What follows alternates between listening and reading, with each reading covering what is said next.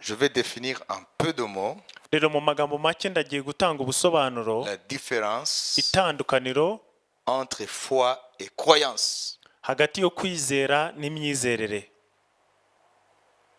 Parce qu'il y a des gens qui croient avoir la foi alors qu'ils n'ont qu'une croyance. kuko hari abantu bibwira ko bafite kwizera ariko bafite imyizerere. C'est différent. Biratandukanye.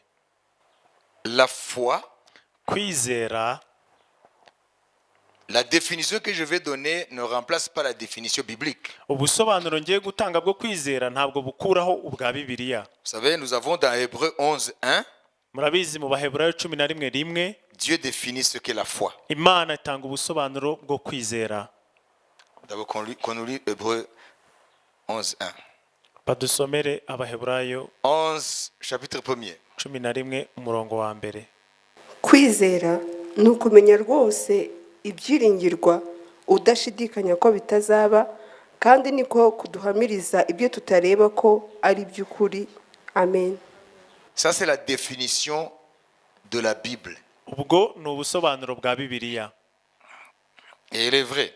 Kandi ni ukuri. C'est l'Esprit de Dieu qui a défini la foi. Ni umwuka w'Imana watanze ubwo busobanuro bwo kwizera. Pourquoi est-ce que Dieu prend la...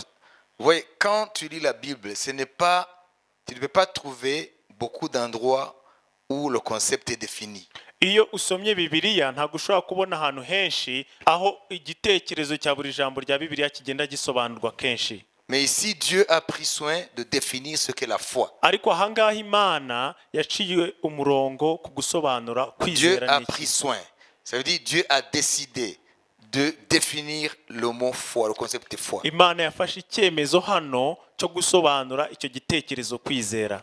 Parce que c'est un élément très important. Kuko ni ikintu gifite agaciro cyane. Si tu ne comprends pas ce qu'est la foi, Udasobanukiwe kwizera icyo ari cyo, tu peux avoir un semblant de foi mais qui n'est pas la foi. ushobora kugira ibisa no kwizera ariko bitari ukwizera. Alors que c'est très important. Kandi ni iby'ingenzi cyane. Tu ne peux pas marcher avec Dieu sans la foi. Ntushobora kugendana n'Imana udafite kwizera.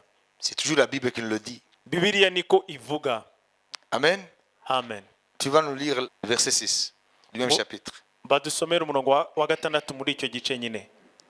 Ariko utizera ntibishoboka ko ayinezeza, kuko uwegera Imana akwiriye kwizera yuko iriho ikagororera abayishaka. Amen. Vous voyez? Murabibona? Donc c'est l'élément ou la condition sine qua non pour marcher avec Dieu. Ni ukuvuga ngo ni igisabwa kugira ngo ugendane n'Imana. Nta kabuza. Ce n'est pas la prière qui est ici demandée. Ntabwo ari amasengesho hano asabwa, ou autre attitude qu'on pourrait avoir par rapport à la divinité. cyangwa se indi myitwarire dushobora kugira bijyanye n'Imana. Donc c'est la foi. Rero ni ukwizera. Sans la foi, Nta kwizera, nul ne peut être agréable à Dieu. nta n'umwe ushobora kunezeza Imana. C'est très important. Ni iby'ingenzi rero cyane. Alors Dieu a pris maintenant le soin de définir ce qu'est la foi. Rero Imana yafashe umwanya wo gusobanura kwizera n'iki. La foi est une ferme assurance. Tu vas aller avec moi.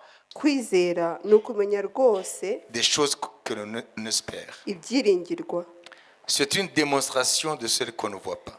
Niko kuduhamiriza ibyo tutareba ko ari by'ukuri. Voilà. Donc ça c'est la définition de la Bible. Icyo rero nubwo busobanuro bwa Bibiliya. À partir de cette définition, Rero duhereye kuri ubwo busobanuro, je peux définir aussi la foi comme suit. nshobora noneho gusobanura kwizera muri aya magambo akurikira. La foi Kwizera est une croyance plus la connaissance.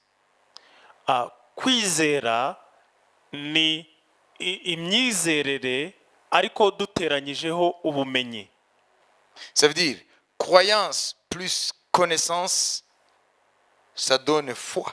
Ni ukuvuga ngo imyizerere duteranyijeho ubumenyi bitanga ukwizera. Et la croyance, c'est la foi sans la connaissance. kandi imyizerere ni ukwizera ukuyemo kumenya. Si vous comprenez. Ese murabyumva? Dieu dit, mon peuple périt faute de connaissance. Imana iravuga ngo ubwoko bwanjye bwishwe no kutamenya. Vous voyez? Murabibona? Dieu ne dit pas, mon peuple périt parce qu'il n'a pas la croyance. Imana ntabwo ivuga ngo ubwoko bwanjye bwishwe no kutagira imyizerere, Mais faute de connaissance. ariko bwishwe no kutamenya. Donc, quand tu as la croyance, Rero iyo ufite imyizerere sans la connaissance de l'objet de la croyance, idafite ubumenyi bw'ibyo wizereye, ça devient quoi? bihinduka iki? Ça devient une croyance. Bihinduka imyizerere. Ça veut dire que ce n'est pas la foi. Ni ukuvuga ngo ntabwo ari ukwizera. Parce que si la foi est une ferme assurance des choses que l'on espère, Kuko niba kwizera ari ukumenya udashidikanya ibyo wiringira, ça veut dire que tu connais l'objet de ton espérance. ni ukuvuga ngo uzi neza ibyo wiringira. Et puis si la foi démontre ce qu'on ne voit pas, Kandi niba kwizera ariko kutumenyesha ibyo tutabona, soulignez le mot démonstration. ni ukuvuga ngo Démonstration. kuduhamiriza ibyo tutareba.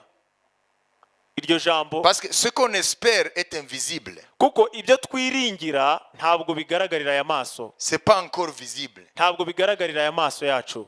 Vous comprenez? Murabyumva? La foi est une ferme assurance des choses qu'on ne voit pas encore. Ni ukuvuga ngo kwizera ni ukumenya udashidikanya ibyo twiringira, ibyo tutarebesha amaso. Parce qu'on ne peut pas espérer ce qu'on a déjà. Kuko ntushobora kwiringira ibyo ufite. On espère ce qu'on n'a pas encore. Twiringira ibyo tudafite. Mais la foi Ariko kwizera nous amène à le démontrer. kuduhamiriza ibyo twiringira. Alors, puisque la foi démontre l'objet de notre espérance, Rero kuko kwizera kuduhamiriza ibyo twiringira, ça veut dire qu'elle est basée sur une connaissance tangible. ni ukuvuga ngo gushingiye ku bumenyi bufatika. Et ce qui fait le fondement de la science, Kandi rero ikigize urufatiro rwa siyanse, c'est la démonstration des théories. ibihamiriza. Ça veut dire qu'on a d'abord une théorie, Ni ukuvuga ngo haba hari ihame runaka, et après l'expérience démontre la théorie qu'elle est vraie. hanyuma ubushakashatsi bugahamiriza ko iryo hame ari ukuri. La science est fondée sur l'expérience, Rero siyanse ishingiye ku bushakashatsi bukorwa, une démonstration. ibihamya. Vous comprenez? Murabyumva? La science n'est pas une croyance. Ni ukuvuga ngo siyanse ntabwo ari imyizerere. La science est une démonstration. Siyanse igira ibihamya Les biyihamiriza. théories scientifiques qui ne sont pas démontrées ne sont pas vraies Ni ukuvuga ngo jusqu'à ce qu'elles soient démontrées. amahame ya siyanse adafite ibiyahamiriza ntabwo afatwa nk'ay'ukuri kugeza ubwo aboneye ibihamya. Quand on dit des connaissances scientifiques, ce sont des connaissances qui sont basées sur l'expérience. Ni ukuvuga ngo iyo tuvuze ubumenyi bwa siyanse tuba tuvuze ubumenyi bushingiye ku bihamya.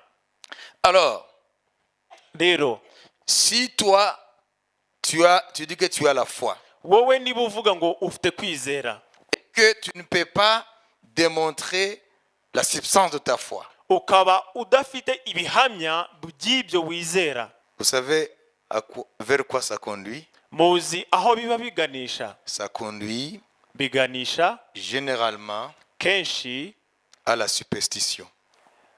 mu bijyanye Superstition, ça veut dire quoi?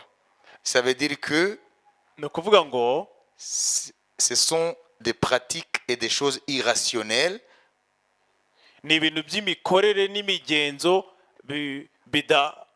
bidafatika. Donc, on peut craindre de faire ceci, Urugero, ugashobora kugira ubwoba bwo gukora iki ngiki alors que tu ne peux pas l'expliquer. ariko udashobora gusobanura impamvu utagikora. Vous voyez la superstition? Murabona iryo jambo icyo risobanuye? Tu crains de faire quelque chose sans expliquer pourquoi. Ukaba utinya gukora ikintu runaka ariko udasobanura impamvu ugitinya. tu fais telle pratique. ukaba ufite imyitwarire runaka. Donc la superstition, c'est toujours par rapport à des croyances. Ni ukuvuga ngo iryo jambo buri gihe rijyanye n'imyizerere y'umuntu.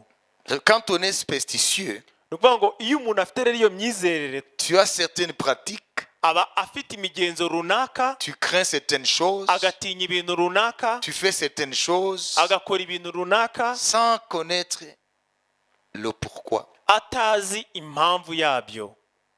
Ça devient de la superstition. Ibyo rero bihinduka imyizerere gusa y'umuntu. La foi, Rero kwizera, sa substance, c'est la connaissance urufatiro rwako ni ubumenyi de ce que nous croyons. bw'ibyo wizera. L'objet de notre foi, c'est Dieu. Impamvu yo kwizera kwacu ni Imana. Donc, il faut avoir la connaissance de ce Dieu. Rero ukwiye kugira ubumenyi bw'iyo Mana. Et si tu n'as pas la connaissance de ce Dieu, Kandi niba udafite ubumenyi bw'iyo Mana, tu n'as pas la foi. nta kwizera Tu ufite, as juste une croyance. ufite gusa imyizerere. Est-ce que toi, tu as la connaissance de ce Dieu? Ese wowe ufite ubumenyi bw'iyo Mana Que tu prétends suivre? wibwira ko ukurikira? Est-ce que tu peux expliquer pourquoi? Ese ushobora gusobanura impamvu? Pourquoi tu crois? Impamvu yo kwizera kwawe? Qui est ce Dieu? Iyo Mana ninde? On le trouve où? Ese tuyisanga hehe? Quels sont ses desseins? Ese imigambi yayo ni iyihe? Qu'est-ce qu'il a dit? Ese yavuze iki? Pourquoi doit-on le servir comme ceci et pas comme cela? Kuki dukwiye kuyikorera gutya ntituyikorere gutya? Donc, toutes ces questions Rero ibyo bibazo byose font partie de la connaissance que tu as de ce Dieu. bijyanye n'ubumenyi ufite kuri iyo Mana. On ne le suit pas juste pour le suivre. Ntabwo tuyikurikira gusa kubwo kuyikurikira. On ne le sert pas tout simplement parce que le servir. Ntabwo ikorerwa gusa kugira ngo ikorerwe. Donc, la connaissance, Rero ubumenyi, qu'on appelle en grec gnose, la connaissance. Ça veut dire, Dieu dit, mon peuple périt faute de connaissance. Parce que la connaissance, c'est elle qui est le fondement de la foi. La Imana véritable. yavuga ngo ubwoko bwanjye bwishwe no kutamenya kuko ubumenyi ni rwo rufatiro rwo kwizera. Ici, il n'est pas question de la connaissance scientifique. Hein. Aha ntabwo ari ubumenyi bw'ibya siyanse. Hoya, C'est la connaissance de Dieu. ni ubumenyi bw'Imana. Comment Dieu s'est révélé. Uburyo Imana yihishuye. La gnose, la vraie gnose, parce qu'il y a plusieurs gnoses, la vraie gnose, c'est la connaissance révélée. Iryo jambo gnose ry'ukuri ni ubumenyi buhishuwe. Ça veut dire Dieu s'est révélé Ni ukuvuga ngo Imana yarihishuye d'une certaine manière. mu buryo bumwe. Donc c'est la connaissance de qui il est, tel que lui-même s'est présenté. Rero ni ukumenya uko iri, uburyo ubwayo yihishuye. C'est ça la connaissance. Uko niko kumenya. Alors si tu n'as pas la connaissance Rero niba udafite kumenya que Dieu a transmise, Imana yatanze, tu n'as qu'une croyance. wowe gusa ufite imyizerere. Et tu verras beaucoup de chrétiens, Kandi uzabona abakristo benshi ils ne savent même pas ce à quoi ils croient. ntabwo bazi neza n'ibyo bizera Parce qu'ils n'ont pas la connaissance de Dieu. kuko badafite ubumenyi bw'Imana. Ils ne connaissent pas la parole de Dieu. Ntabwo bazi icyo ijambo ry'Imana rivuga Parce que Dieu s'est déclaré lui-même qui il est. kuko Imana ubwayo yivuze iyo ariyo. Il a révélé sa nature, Yahishuye akamero kayo, ses attributs, yahishuye ibiyiranga, ce qu'il veut, yahishuye ubushake bwayo, son plan. umugambi wayo. Vous voyez? Murabibona? Donc c'est tout ça, c'est la connaissance. Rero ibyo byose bigize ubumenyi. Alors si on n'a pas la connaissance de Dieu, Rero niba tudafite ubumenyi bw'Imana, nous n'avons pas de foi, nta kwizera tuba dufite, nous n'avons que des croyances. tuba dufite imyizerere gusa. Vous voyez les bafumu? Murabona urugero abapfumu Ils n'ont pas de foi, ntabwo bafite kwizera, ils ont juste une croyance bafite imyizerere runaka dans les forces qu'ils manipulent ou qui les manipulent. mu mbaraga zibakoresha cyangwa bakoresha. Qui a compris? Ninde wabisobanukiwe? Oui? Murabibona? C'est très important. Ni iby'ingenzi cyane. Il y a la connaissance, Hari imyizerere, il y a la foi, hari ukwizera, il y a les croyances. hari n'imyizerere. Vous savez, Jésus n'a pas dit, yesu ntabwo yavuze ngo si vous aviez la croyance iyo mugira imyizerere petite comme le grain de sénévé, ingana n'akabuto ka sinapi vous ferez ceci. mwari gukora ibi. Il n'a pas dit ça. Ntabwo yavuze gutyo. Si vous aviez la foi, yavuze ngo iyaba mwagira gukwizera. il n'a pas dit la croyance. Ntabwo yavuze ngo imyizerere. Parce que la foi implique la connaissance de Dieu. Kuko kwizera kujyanye no kumenya Imana. Et la connaissance de Dieu, on ne la trouve pas ailleurs. Kandi kumenya Imana nta handi tugukura. C'est dans la parole de Dieu. Ni mu ijambo ry'Imana. Amen. Et pas seulement la lettre, Kandi si inyuguti gusa, mais la révélation par l'esprit. ahubwo ni ihishurirwa riyobowe n'umwuka. Est-ce que vous avez compris? Ese mwabyumvise? Alors toi, tu peux maintenant tester ce que tu as. Ubu rero ushobora kwipima n'icyo Est-ce que ufite. tu as la foi ou la croyance? Est-ce- Demande ce à côté de toi. Baza ukwegera ufite kwizera cyangwa imyizerere. Niyo mpamvu mubona abantu ntago bahagarara ngo bashinge ibirenge muri Kristo. Wabyumvise? Parce que les croyances Kuko imyizerere n'ont jamais sauvé quelqu'un. nta na rimwe yigeze ikiza umuntu. Vous voyez, il y a ce qu'on appelle l'animisme. Je vais expliquer ça. L'animisme. Hari ijambo ibyo bita animisme. Vous voyez, par exemple, en Chine et dans d'autres pays, les gens croient aux esprits. Urugero mu Bushinwa no mu bindi bihugu abantu bizera mu Ça veut myuka. dire ils adorent les esprits des ancêtres. Ni ukuvuga ngo baramya imyuka y'abasogokuruza babo bapfuye. Vous voyez? L'animisme, même en Afrique, hein, l'animisme est partout. Rero no muri Afurika icyo kintu kiri ahantu henshi. Ça veut dire quoi? Ça veut dire qu'on prête même aux choses inanimées Ni ukuvuga ngo un esprit, baha une âme plutôt. agaciro imyuka. Ça veut dire l'animisme donne à toute chose une âme, même un esprit. Ni ukuvuga ngo iyo animisme, C'était Pierre pour un animiste a un esprit. iyo animisme buri kintu giha ubugingo cyangwa umwuka. Urugero iri buye rifite umwuka. Cette montagne, Uriya musozi elle est animée d'un esprit. hari umwuka uri inyuma. Ça veut dire en animisme, on voit l'esprit partout, même dans des choses vivantes, dans des choses, des objets vivants, des objets inertes. On donne l'esprit à tout ça. Ni ukuvuga muri animisme bavuga ko buri kintu cyose gifite umwuka, yaba ibifite ubugingo cyangwa ibitabifite. Voilà, donc ce sont des croyances. Rero iyo nayo ni imyizerere. Et ils croient que une pierre a un esprit. Bo bizera ko ibuye rifite umwuka. Et quand ils croient qu'une pierre a un esprit, Kandi iyo wizeye ko ibuye rifite umwuka, alors tu seras appelé à sacrifier, bizagusaba ko uritambira. à donner des sacrifices. Uritambira ibitambo. Parce que tu prêtes à cette pierre-là une âme, un esprit. Kuko wibwira ko iryo buye rifite umwuka n'ubugingo. Donc les croyances se trouvent partout. Rero imyizerere iri hose. Mais la foi Ariko kwizera dont la Bible parle, Bibiliya ivuga elle est basée sur la connaissance. gushingiye ku kumenya. Tu dois connaître ce que tu crois. Ukwiye kumenya ibyo wizera. Alors, je vais conclure en vous disant, Rero ngiye gusoza mbabwira ngo Dieu a défini la foi. Imana yatanze ubusobanuro bwo kwizera. C'est une ferme assurance des choses que l'on espère. Ni ukumenya udashidikanya ibyo wiringira. C'est une démonstration de celles qu'on ne voit pas. Niko kuduhamiriza ibyo tutabona. Vous voyez?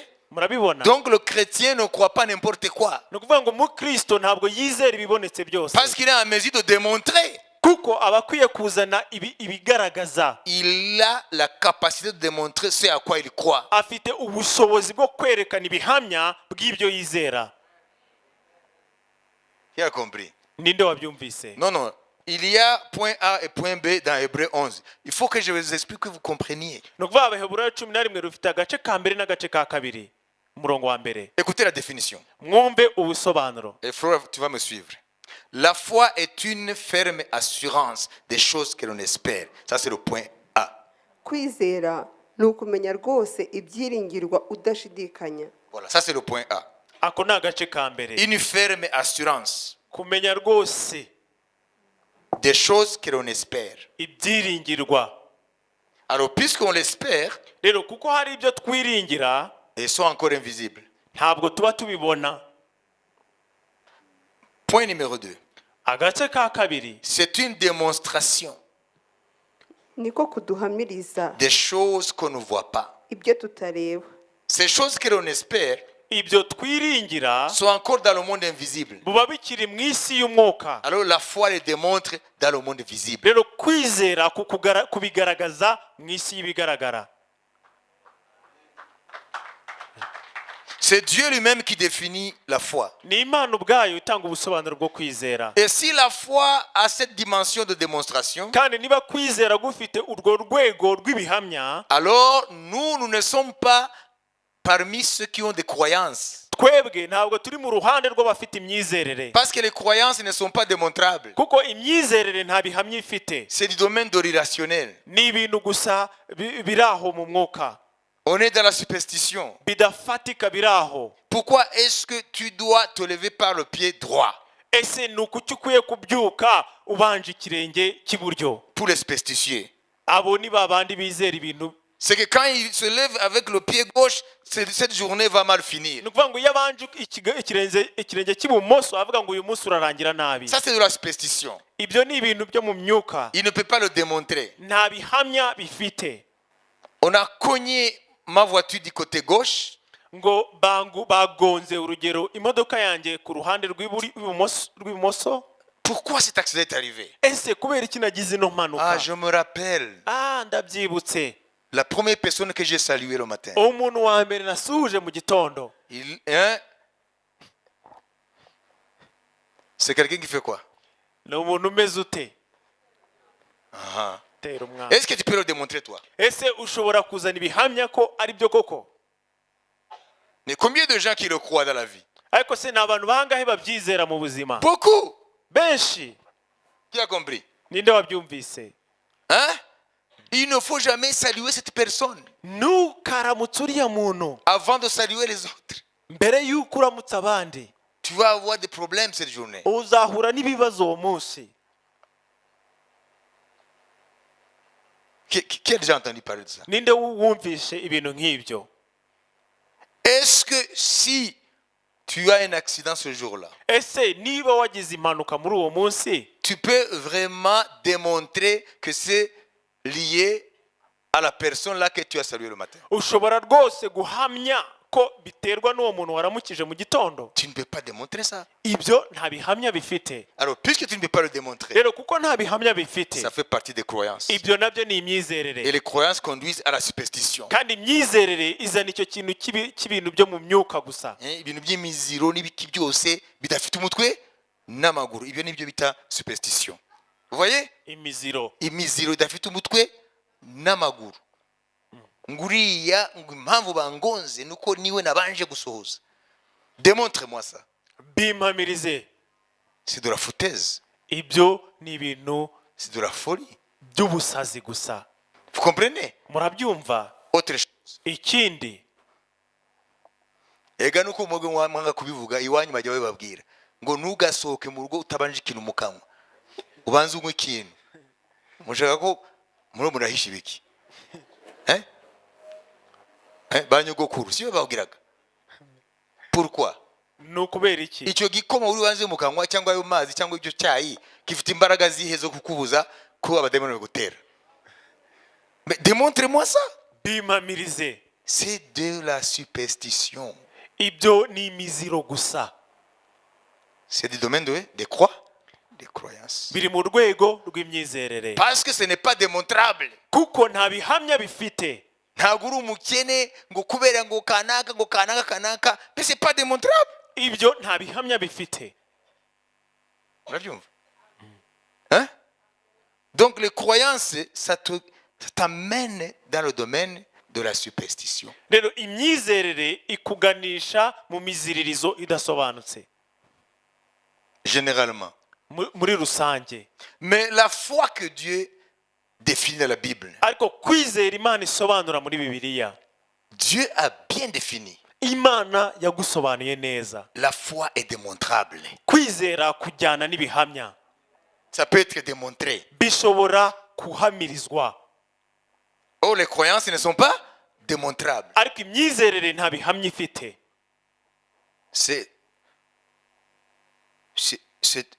C'est du domaine de l'irrationnel. Ni ibintu biba biri mu myuka by'imyuka gusa. Mubirebe neza mwasanga nta kwizera mufite imyizerere. Ça c'est très important. Ibyo ni iby'ingenzi cyane.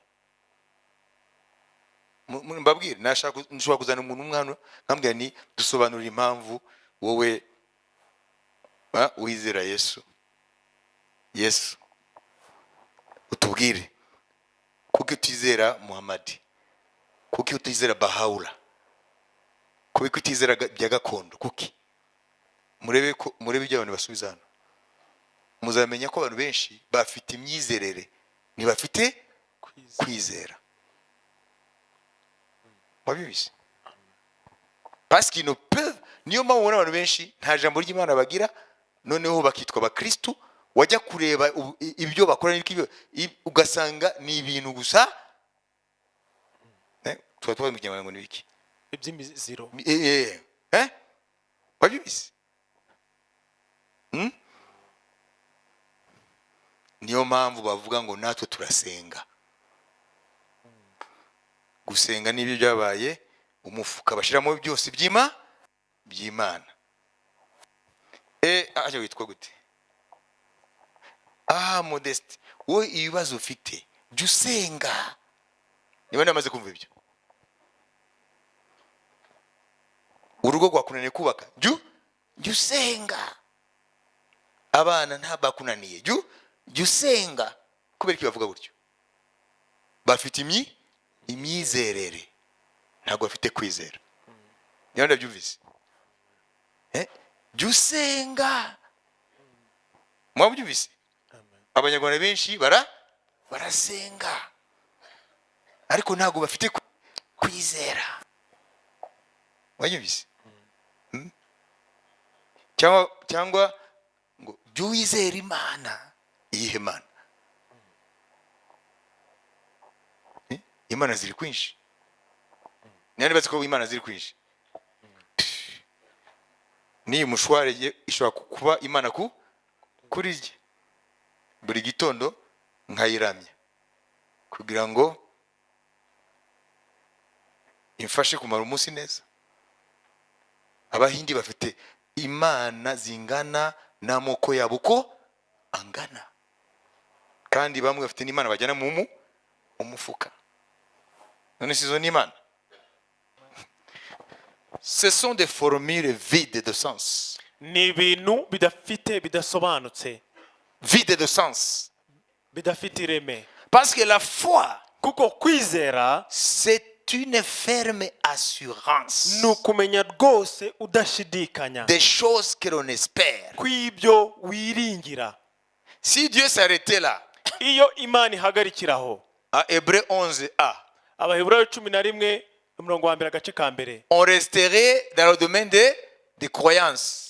twaguma muri rwa rwego rw'imyizerere. Mais Dieu va dans le point B. Ariko Imana irakomeza, C'est une démonstration kavuga ngo niko kuduhamiriza des choses qu'on ne voit pas. kw'ibyo tutareba ari ukuri.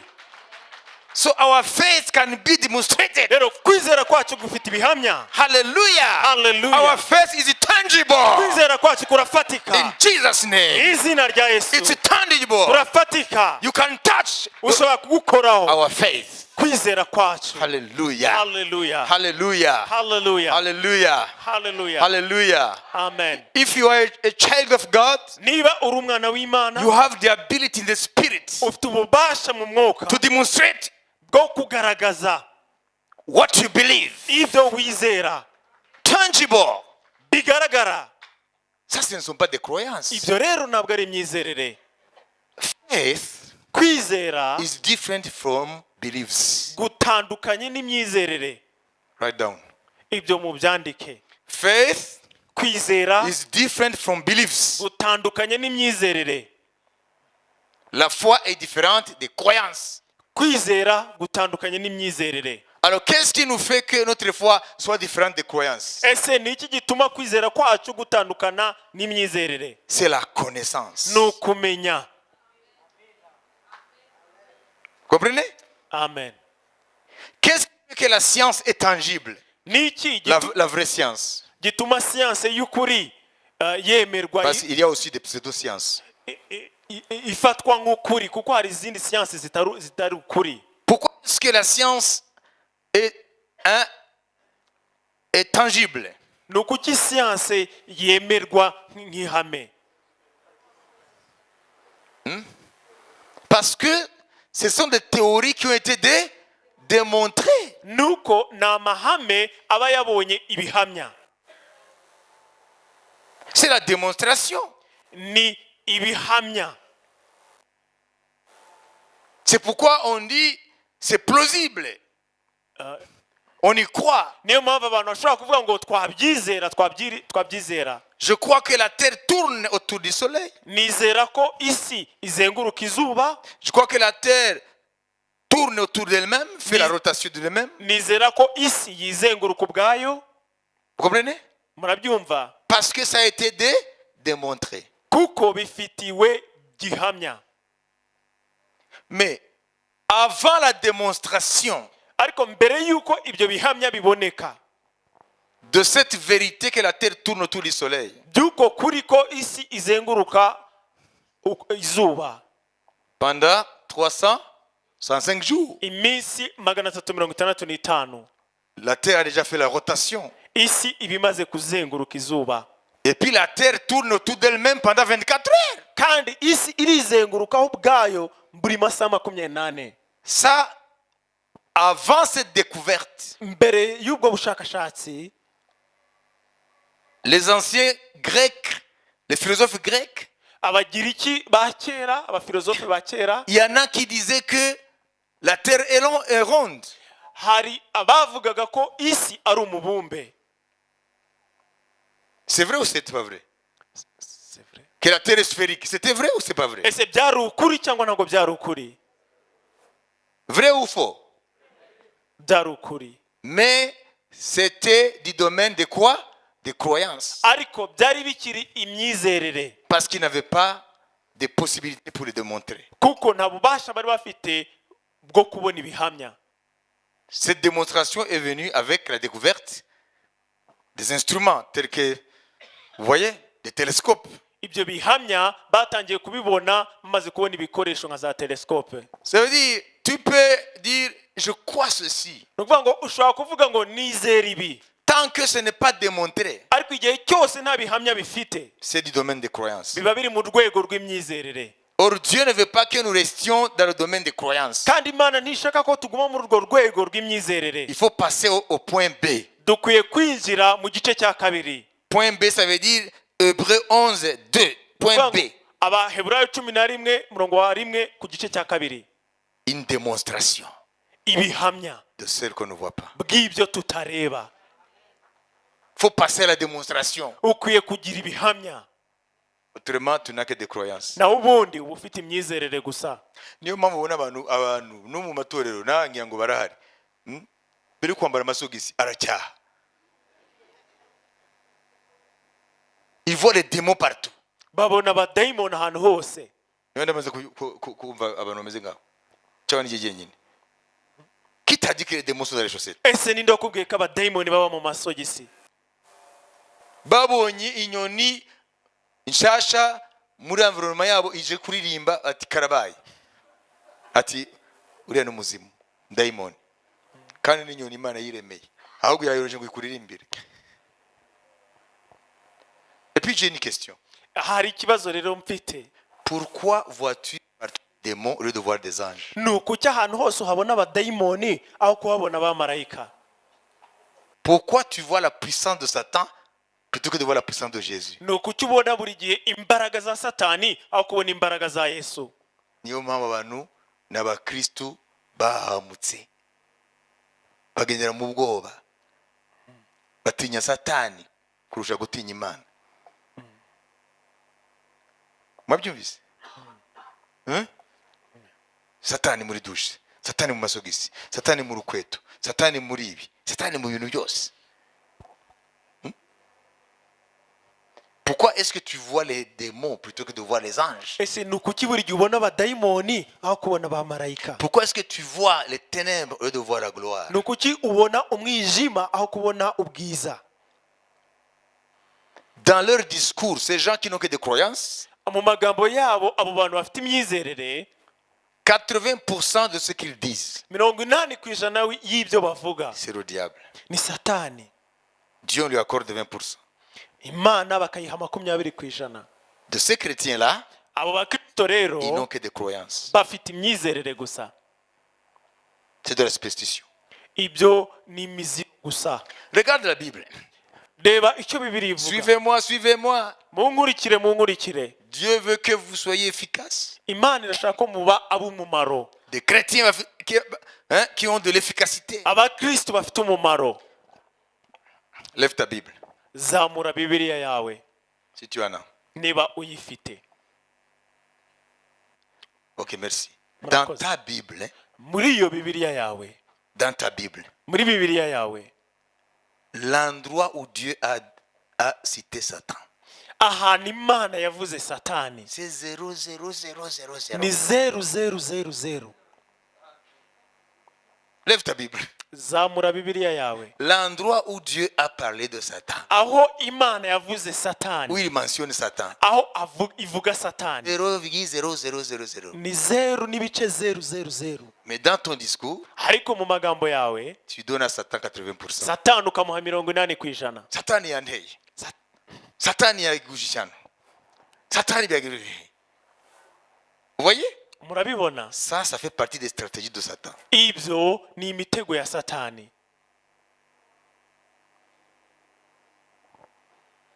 The more you talk about the devil, uko urushaho kuvuga ibya satani cyangwa satani, the more you see his power. niko ubona n'imbaraga ze. The more you talk ariko buri uko urushaho about Jesus and the kingdom, kuvuga kuri yesu n'ubwami bwe, the more you see the demonstration of the power of niko the kingdom. ubona ibihamiriza izo mbaraga. Baza mugenzi wese uvuga satani kangahe ugereranije n'inshuro uvuga Yesu mu buzima bwawe? Satani ceci, satani cela. satani ibingibi, satani ibingibi. Bibiliya yawe Imana yahaye satani 0,0000 kugira ngo gusa avuge ko ariho. Mumenye satani n'amanyanga ye. Ariko ntabwo Imana yamuhaye umwanya mu ijambo ryayo. Yaramuvuze ngo umenye ko ariho. Raba Bibiliya yawe tangira mu itangiriro gera ku bya Yohana. Ubu uti hano ubwo dusuri nyaho Imana givuga satani. Hake. Parce que le but de la Bible, ce n'est pas glorifier Satan. kuko intego ya bibiliya si uguha icyubahiro satani, It's to glorify the King. niyo guha icyubahiro umwami.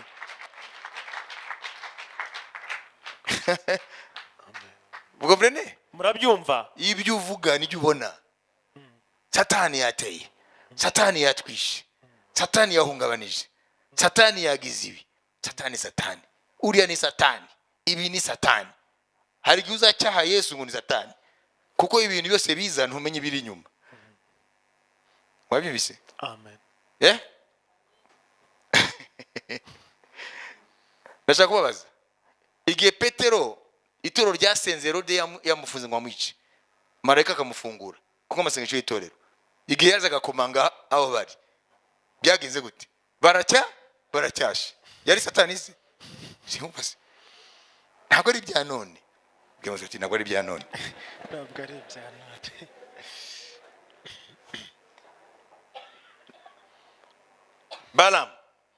Balaam abona indogobe ntabwo igenda, sibyo? Aracyaha, arakubita. Ninde yari aramustopa? Imana. Kugeza Imana ibwira ati mubwire. Kubera yuko twarahamutse cyane na satani, mu buryo ibintu byose ubonamo satani. Uzabona Yesu ryari?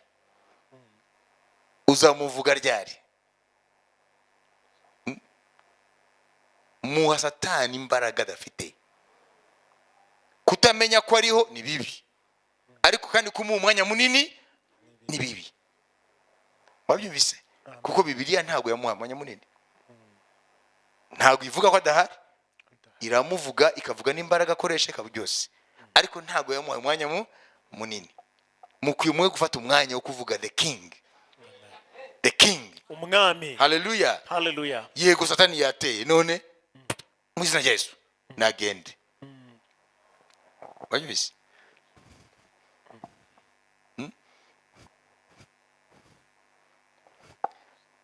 Ugasanga amatorero amwe baraglorify satani cyane, predication yose ngo nukuvuga bavuye ikuzimu. Predication yose muzaze, kandi uri impumyi z'abantu bagahurura ngo muzaze, ngo hari umuntu wavuye ikuzimu. Cyengene kubona wavuye ikuzimu jewe jewe mfite affaire n'uwavuye mu ijuru. Amen. Parking zikuzura abantu yangu ngo bagahurura bakadegaje ibyo byabarenze, amakaravati banize, ibitenge sinakubwira baradegaje, ngo hariya ngo uyu munsi ngo nibirambaye, ngo ari umuntu wavuye ikuzimu. Ngengene kubimenya, ngiye nshaka uwavuye hariya. Yandi babyumvise? Amen. Nawe warahuruye ngo ejo nimuzasibe, hari umuntu wavuye ikuzimu, muzaze kumwumva. Abantu bakahurura. Uyo sara kumarira iki? Kuzimu haranuka, wowe ushaka kujya kumva umunuko. Moi je veux sentir le parfum de Jésus. Genda shaka kumva impumuro ya Yesu. Hallelujah. Amen. Hallelujah. Amen. Ikindi bangashaka kubabwira, iyo uri muri Yesu ukawuza ubwiza bw'Imana, ntabwo ukeneye kumenya niba daimoni iri hariya, kuko daimoni ntabwo ishobora guhangana n'ubwiza bwa Kristo. Wowe ukwiye gucungana nimba wambaye ubwiza bwa Kristo, ntabwo ukwiye gufata umwanya. Ikindi gineze kumva ngo hari umuntu warakora seminari ngo kubwira abantu ngo umubare w'abadaimoni, umubare ngo abadaimoni. Ukeneye kumenya umubare w'abadaimoni ngo n'amazina yabo hashiparotande. Abantu ba kutamenya ukuri ngo bagire ukwizera, ahubwo imyizerere satani abohereza ubushukanyi. Ngiye sinkeneye kumenya iyo mibare y'abadaimoni, sinkeneye kumenya uwavuye ikuzimu, ngiye nkeneye kumenya uwambambiwe, nkamenya uwanzukiye. Iyo twinjiye mu nzu irimo abadaimoni, ntabwo dukeneye kumenya umubare wabo. Presence ya Yesu muri twebwe bazinga ibirago bakiruka. Amen. Thank you, Holy Spirit. Amen. Amen. Hari isomo ryitwa demonology, mumve nabyo. Nona hari isomo muri theology yitwa pneumatology, ni isomo rya Umwuka Wera, Christology isomo rya Yesu. Hari nindi baremye ngo demonology. Demonology kubera ya specification ababwiye, abantu benshi bari interesse cyane n'iby'abadaimoni.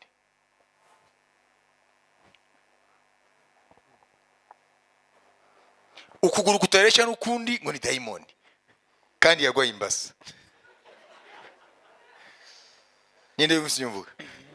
Tout n'est pas démoniaque. Byose ntibiva ku badaimoni. Il y a des démons, Hari abadaimoni yego, mais il y a des cas qui sont scientifiquement prouvables que ce sont des problèmes d'ordre physiologique ou biologique. ariko hari n'ibyo siyansi ivuga ko ari uburwayi runaka. Donc tout n'est pas d'origine démoniaque. Rero byose ntabwo biva ku badaimoni. Uwo mwana ntabwo yigeze yiga, ntiyigeze yiga namba, yirwa uri WhatsApp gusa ngayo mazero. Noneho mama we kuko ari umwinginzi mu itorero runaka, apana hano, akajya kubwira pastor ati nterereje amasengesho, daimoni yarateye, shantari yareshuwe ngo ni daimoni. Naho umwana ntabwo yiga. Niba ndabyumvise, mbere yuko uvuga abadaimoni uzajya ubanza umenye ibi n'abadayimoni cyangwa ngaho umuntu ari mu bukene bumwe bwatari naho ni umusore yirwa gusa acunga 040 akagenda mu myenda Kigali ngo kariya kazi we ntiyagakora ngo abakobwa ntago bamureba neza. Uwo muntu se najya gusabiriza mama ngo amuhitike kuza gusenga muzavuga ngo dayimoni yarateye? Ntabwo ari dayimoni. Hano ni wari kibazo. Geri bamunzanira icya mbere. Warizo ncungora. Ndabona changement de mentalité. Arwaye indwara ikene changement de mentalité. Je ne vais pas chercher démon ushomeri papa niyo mpamvu barasaraye bariya bingizi barukana abadayimoni ubushomeri kuva mu kwa mbere kugeza mu kwa 12. Nawe wareba abantu benshi ntibashaka gukora, hari akazi badashaka gukora. Hari i Burayi iyo uri docteur ukaba utarabona akazi wigiye akaje kose uragafata kuko hariya nta muntu agoya abuse nibibaho na mama wawe agweruka gusa konsa ibisigaye ukwiye kwirwanaho. Naho muri Afrika ngo mfite anko mwumva anko umusore w'imyaka 30 afite anko se yari afite nde mbere yo gucyaha muzajye mureba mukore archaeology mucukumbure iki kibazo ni iki babyumvise agakiza ntigashobora kuba efficace mu buzima bwawe mu gihe udafite connaissance y'Imana. Iyo ndababwira ukwizera kugaburirwa na connaissance ubumenyi bw'Imana nibwo gutuma mu myizerere uko imyizerere ntushobora kwisobanura nawe ushobora kwihimbira imyizerere. Babyumvise ushobora kuvuga ngo Imana nta masengesho yandi subiza nk'amasengesho atacenda y'ijoro. Iyo niki? Est-ce que Dieu est lié par le temps? ese Imana iboshwe n'igihe? Mwabyumvise ibyo rero byitwa imyizerere. None urarasenga saa 10 ntabwo imumva, iyo ni imyizerere yawe. Voilà, dans le domaine de croyance c'est le domaine de la relativité. Rero mu rwego rw'imyizerere ni ibintu gusa abantu bishyiramo. Relativité ça veut dire c'est vrai pour toi mais c'est pas nécessairement vrai pour l'autre. Nuvuga ngo ni ukuri kuri wowe ariko si ukuri ku bandi. Mais la foi ariko kwizera elle est vraie pour moi, ni ukuri kuri jye, elle est vraie pour toi. ukuri kuri wowe. Pourquoi? Kubera iki? Parce qu'elle est basée sur la connaissance. Kuko gushingiye ku kumenya. Et la connaissance de quoi? Kandi kumenya iki? De la parole de Dieu. Kumenya ijambo Et ry'Imana. la parole de Dieu, Kandi ijambo ry'Imana elle est absolue. Elle n'est pas relative. ni ukuri kuzima. Elle est vraie pour toi, Ni ukuri kuri elle est vraie wowe, pour ni moi, ukuri kuri elle est jyewe, vraie pour tout le ni monde. ukuri kuri buri muntu wese. Amen. Amen. La foi, Kwizera les croyances. n'imyizerere. Faith, Kwizera, beliefs. imyizerere. Muzajye mubitandukanya. Faith Kwizera ishobora kuba démontré. gufite ibihamya. OK? Sibyo? Mais les croyances non. Ariko imyizerere ntabyigira. Nta kintu kinyemeza yuko biriya byanshikiye ko byagenze uko. No. Mwabyumvise? Amen. Rero mwe mukwiye kuva rero mu myizerere mukajya mu kwizera. Kubera ko kwizera ni kw'Imana ishaka. Niko gutuma umuntu agendana n'Imana. Onge dusomere ya Hébreux 11:6, c'est très important. Hébreux 11:6, c'est le complément ou les conséquences plutôt de Hébreux 11:1. Abaheburayo 11:6 ni ingaruka y'Abaheburayo 11:1. ariko utizera ntibishoboka ko ayinezeza kuko uwegera Imana akwiriye kwizera yuko iriho ikagororera abayishaka. Amen. Voilà. Vous voyez? Murabibona? Il n'a pas dit sans la croyance, Ntabwo yavuze ngo nta myizerere personne ne peut être agréable à Dieu. nta n'umwe ushobora kunezeza Imana. Mais sans la foi, Ariko nta kwizera on ne peut jamais lui être agréable. ntidushobora kuyinezeza. Parce que celui qui s'approche de Dieu, Kuko uyegera il doit d'abord croire. akwiye kwizera, Une ferme assurance que Dieu existe. akwiye kumenya adashidikanya ko Imana iriho, Et il doit aussi le démontrer kandi akwiye kuba afite ibihamya que Dieu est réel. ko Imana iriho koko. C'est ça qui fait qu'on marche avec Dieu. Ibyo nibyo bituma umuntu agendana n'Imana. Mais ces superstitions-là, Ariko iriya miziro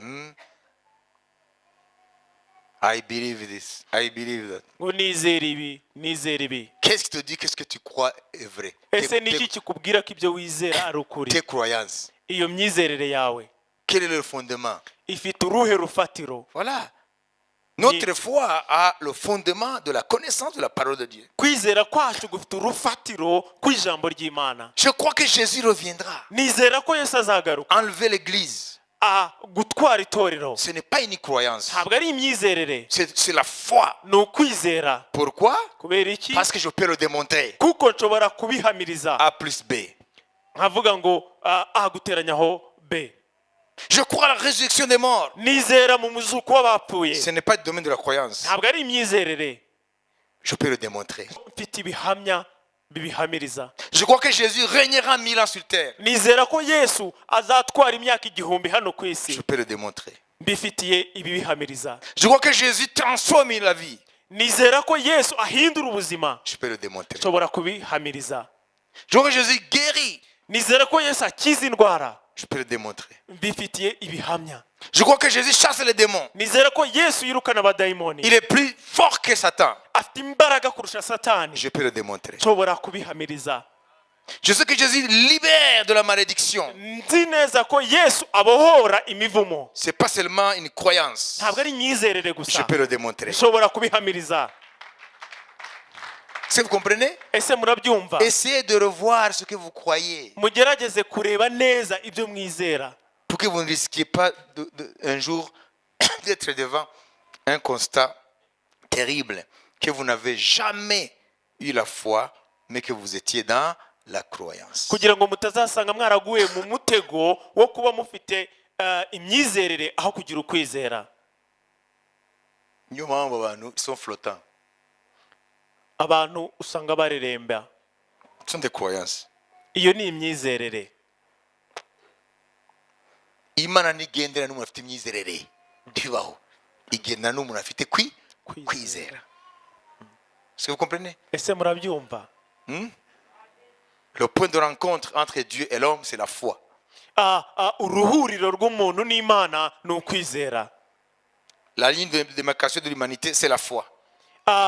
Umurongo Qui sépare l'humanité, c'est la foi. utandukanya inyokomuntu ni ukwizera. Celui-là a la foi, Niba ufite kwizera, celui-là a la foi, celui-là n'a pas la foi. Umurongo utandukanya abari mu isi ni kwizera. Bari mu ruhande rwo kutizera, bafite imyizerere, n'abandi bafite mu ruhande rwo kwizera. C'est ça la foi. uko niko kwizera. Amen. Amen. Alors mon vœu, Rero icyifuzo c'est cyanjye que tu aies la foi nuko ugira ukwizera et non la croyance. atari imyizerere. Amen. Amen.